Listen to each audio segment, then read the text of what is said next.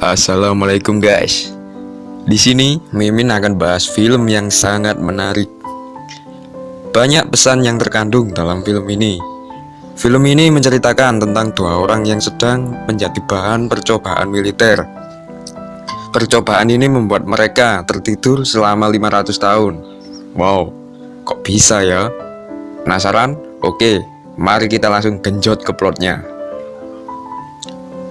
Film ini berjudul Idiocracy tahun 2006. Film ini mengisahkan tentang seorang penjaga perpustakaan militer.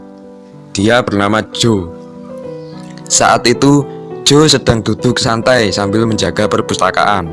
Tiba-tiba, Joe dihampiri temannya dan ia mengatakan bahwa pekerjaan Joe akan digantikan oleh orang lain.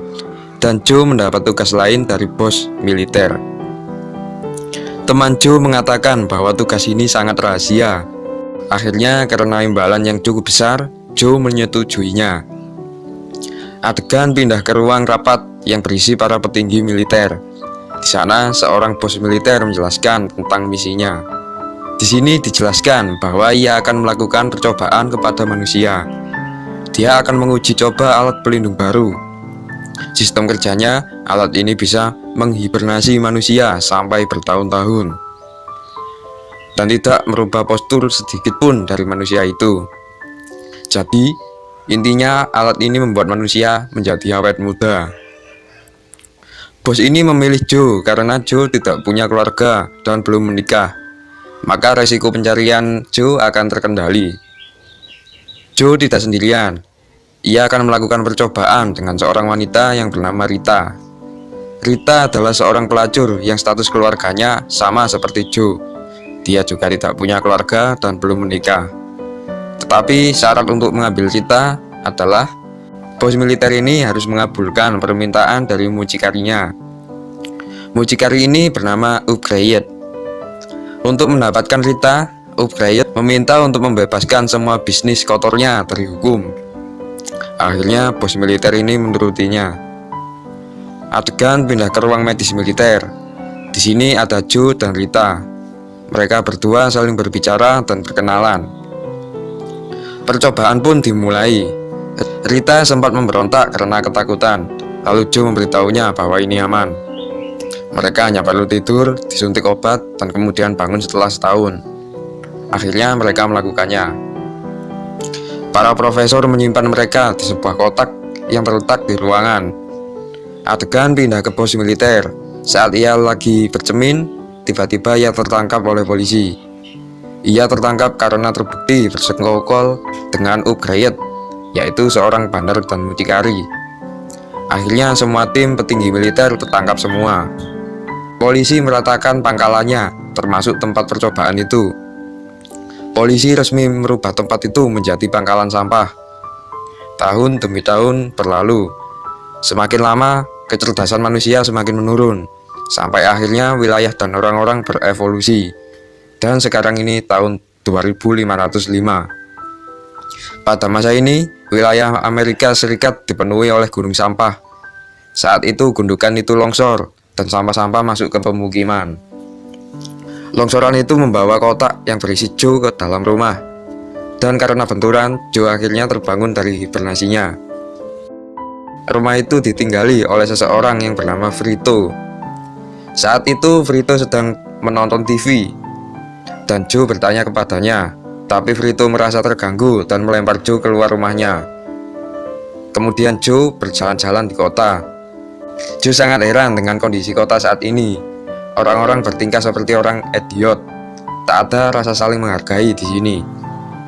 Bangunan kota juga berubah semua, dan semuanya terlihat sangat kumuh dan penuh sampah. Saat itu Joe sedang menuju rumah sakit untuk periksa, karena merasa dia sedang berhalusinasi. Saat Joe masuk ke ruangan rumah sakit, ia sangat heran. Tempat yang seharusnya bersih ternyata juga sangat kumuh. Tetapi Joe melihat kemajuan teknologi terlihat sangat canggih. Semua bentuk pelayanan berupa mesin robot. Tapi Joe merasa bahwa orang-orang di situ tidak bisa menggunakan alat robot itu dengan cerdas. Joe kemudian pergi ke toilet untuk mencuci mulutnya. Joe terkejut karena yang keluar dari keran bukanlah air biasa, melainkan minuman sejenis soda yang seharusnya tidak digunakan untuk mencuci tangan ataupun berkumur. Lalu Joe menanyakan air biasa kepada petugas di sana, tapi petugas itu malah menertawakannya. Di rumah sakit, yang memeriksa orang sakit bukanlah dokter, melainkan mesin yang bisa mendeteksi penyakit secara otomatis. Joe merasa tidak yakin dengan itu. Saat Joe melakukan perawatan, Joe sedang melakukan pembayaran biaya perawatannya. Joe melihat tulisan tahun 2505 di sebuah majalah. Awalnya Joe tidak percaya, tapi dia mencocokkannya dengan sebuah kalender. Ternyata sama. Joe kaget dan kemudian ia melihat dari sebuah jendela. Kondisi kota sangat kacau. Joe baru sadar bahwa ia telah berhibernasi selama 500 tahun. Lalu perawat itu menanyakan tato di lengannya. Tato itu digunakan untuk alat pembayaran identitas dan lain-lain. Tetapi Joe tidak mempunyai tato itu. Lalu perawat itu menyalakan alarm darurat dan meneriaki Joe. Orang yang tidak bertato dianggap penjahat tingkat tinggi di sana. Akhirnya Joe ditangkap polisi dan dibawa ke pengadilan. Saat Joe di ruang pengadilan, Joe dihina dan dicaci maki. Joe menjelaskan semuanya, tetapi mereka semua terlihat sangat bodoh dan tidak bisa mencerna apa yang Joe katakan. Akhirnya Joe dinyatakan sebagai tersangka. Adegan pindah ke Rita. Rita saat itu juga sudah terbangun dari hibernasinya. Dia di sana mencari uang dengan merayu dan menipu para lelaki hidung belang. Rita merasa bahwa orang-orang itu sangat mudah untuk dibodohi. Saat itu Rita sedang menipu seorang pemuda hidung belang. Rita kaget bahwa mata uang yang dipegangnya bergambar sangat aneh. Tapi Rita tidak menghiraukannya dan menggunakan uang itu. Adegan pindah ke Joe yang sedang melakukan penatuan dan pendaftaran identitas. Semua dilakukan dengan mesin komputer. Joe tidak menyangka bahwa mesin itu sangat tidak efisien. Kemudian Joe dibawa ke ruangan untuk melakukan tes IQ. Joe merasakan pertanyaan yang diajukan terlalu mudah, seperti pertanyaan anak TK. Kemudian selanjutnya Joe dibawa ke sel. Saat perjalanan menuju sel, Joe menipu petugas di sana dan melarikan diri dengan sangat mudah. Akhirnya Joe pergi ke rumah Vito. Joe menjelaskan semua kepada Vito, tapi karena Vito orang yang sangat bodoh, Vito hanya bengong melihat Joe bicara. Akhirnya Joe menjelaskan bahwa ia ingin kembali ke tahun 2005. Lalu Vito menjawab bahwa ada mesin waktu di suatu tempat dan hanya dia yang tahu. Akhirnya Joe membujuk Vito dan membawanya ke mesin waktu itu. Saat itu Joe sedang dikejar polisi. Di tengah perjalanan Joe bertemu Rita dan kemudian Joe mengajaknya. Singkat cerita, Joe lolos dari kejaran polisi itu. Tapi para polisi bodoh itu menghancurkan mobil Vito sampai terbakar. Selanjutnya mereka berjalan kaki menuju mall. Singkat cerita, Joe tertangkap kembali, tetapi kali ini dia dibawa ke istana kepresidenan Amerika Serikat. Di sana Joe berkenalan dengan para menteri. Mereka semua terlihat sangat bodoh. Akhirnya Joe berhadapan langsung dengan Presiden Amerika. Alasan Joe dibawa ke istana adalah karena Presiden merasa Joe adalah orang terpintar di dunia, dan Joe bisa memperbaiki masalah yang dialami negara.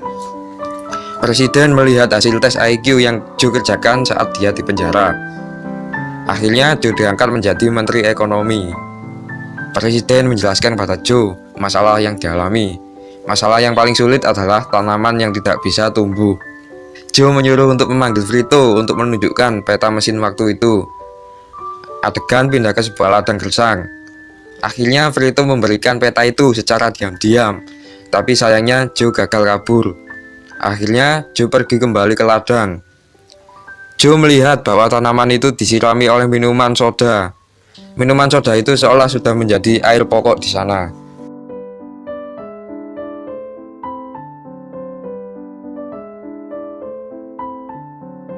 Joe berpikir bahwa minuman ini adalah penyebab tanaman tidak bisa tumbuh. Akhirnya Joe menyuruh untuk mengganti air soda dengan air biasa. Tapi masalah tiba-tiba muncul. Perusahaan minuman soda itu merasa bangkrut karena pemerintah telah menggantinya dengan air biasa. Para karyawan banyak yang di-PHK dari perusahaan dan akhirnya menuntut Joe. Mendengar itu, akhirnya presiden memberi Joe hukuman berat berupa turnamen mematikan. Di sisi lain, Rita melihat tanaman berhasil tumbuh subur. Rita dan Vito pun bergegas menuju ke tempat turnamen. Rita memberitahu presiden, tetapi ia tidak percaya. Akhirnya, Rita menyewa salah satu kamera yang digunakan untuk menyunting turnamen dan menyuruh Vito untuk merekam tanaman itu. Rita langsung bergegas menyadap layar lebar itu. Rita menggantinya dengan rekaman tanaman. Dan seketika Rita berhasil melakukannya. Semua orang menyaksikannya dan gembira melihatnya. Akhirnya Joe pun selamat dari kematiannya. Karena Joe berhasil menuntaskan masalah negara, Joe pun resmi diangkat menjadi Presiden Amerika Serikat tahun 2505. Akhirnya Presiden Joe dan Rita menikah dan mempunyai 3 anak. Joe sempat berpikir bahwa orang bodoh di masa lalu bisa menjadi yang paling pintar di masa depan.